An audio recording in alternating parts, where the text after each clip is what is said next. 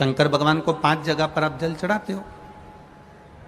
मान लो अगर कोई विषम परिस्थिति है और आपको लग रहा है कि मेरा ये काम बाबा को कर देना चाहिए, ना जाने क्यों अटक रहा है,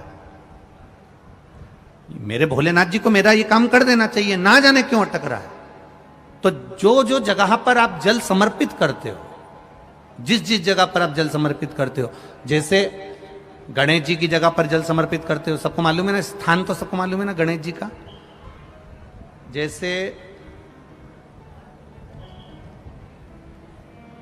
ये शिवलिंग है, ये जलाधारी है, ये 2 चरण जहां से जल चढ़ाते हैं तो ये पानी घूमकर यहां से नीचे चले जाता। अब जरा समझिएगा, आप जब शंकर जी के मंदिर, आपको लगे कि हमारा ये कार्य हो जाना चाहिए, ये कार्य हो क्यों नहीं रहा, आखिर में इतने दिन से लगी हूं, ये काम क्यों नहीं हो रहा, सबके काम हो रहे, मेरा क्यों नहीं हो रहा, तो विश्वास रखकर 5 सोमवार, 6 सोमवार, 7 सोमवार इसको कर कर देखिएगा। गणेश जी का स्थान जहां से पानी बहता है उसके सीधे हाथ पर, वहां पर एक बेलपत्र समर्पित कर कर थोड़ा सा जल वहां समर्पित करिए।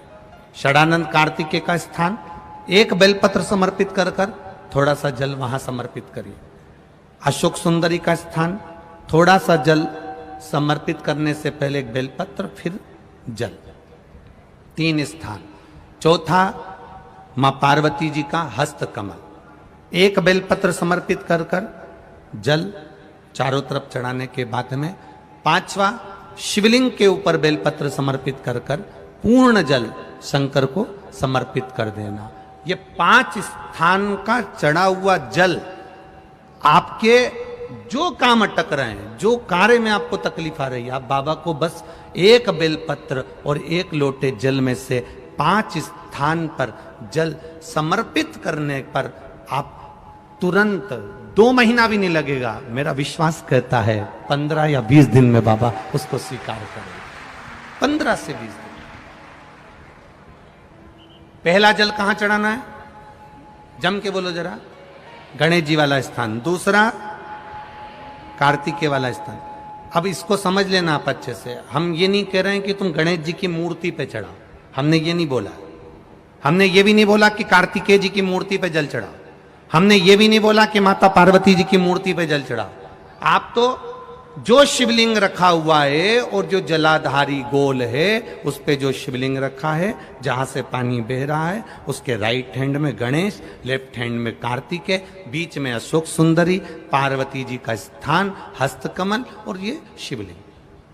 आपको गणेश जी के ऊपर जाकर जल नहीं चढ़ाना, आपको कार्तिकेय के ऊपर जाकर जल नहीं चढ़ाना, आपको देवी जी के ऊपर जल नहीं चढ़ाना, आपको तो केवल शिवलिंग की जलाधारी पर और शिवलिंग पर जल चढ़ा। पहला स्थान, बोलते जाओ जम के, केवल जल नहीं, बेलपत्र फिर जल। दूसरा, कार्तिकेय। तीसरा, अशोक सुंदरी। चौथा, अब पार्वती जी को जो तुम जल चढ़ाओगी और बेलपत्र चढ़ाओगी, उसमें तुम्हारा स्मरण होना चाहिए, तुम कहां बैठी हो जल चढ़ाने के लिए, तुम्हारा ध्यान कहां है, कहां बैठकर शंकर जी को जल चढ़ाना चाहिए। आपको पहले भी कथा में कहा, जहां से जलाधारी का पानी बह रहा है, इसके ठीक विपरीत जगह में आप यहां बैठ जाओ। उत्तर दिशा में पानी जाता है तो आप दक्षिण दिशा में बैठकर उत्तर की ओर मुख कर कर बाबा के, मां पार्वती जी के हस्त कमल पर बेलपत्र रखोगी, जल चढ़ाओगी और वहीं से बाबा को तुरंत आनंद के साथ में बेलपत्र चढ़ाकर जल चढ़ाओगी। भले खड़े होकर या वहां जाकर तुम यहां पर जल चढ़ा दो, परंतु उसके बाद में जब आप जल चढ़ाओगी, जब बाबा पार्वती जी को जब बेलपत्र और जल चढ़ाओगी, तो आपका मुख कहां होना चाहिए, जहां से पार्वती, जहां से ये जल बहकर जा रहा हो, यहां बैठोगे तो जल जहां बहकर जा रहा है उधर की साइड तुम्हारा मुख हो जाएगा, उत्तर की साइड तुम्हारा मुख हो जाएगा और बाबा को आप जल समर्पित करो।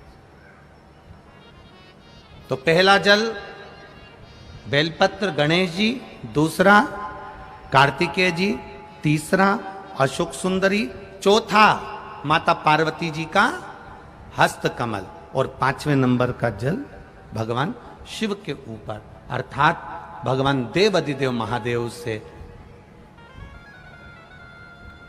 प्रार्थना करते हुए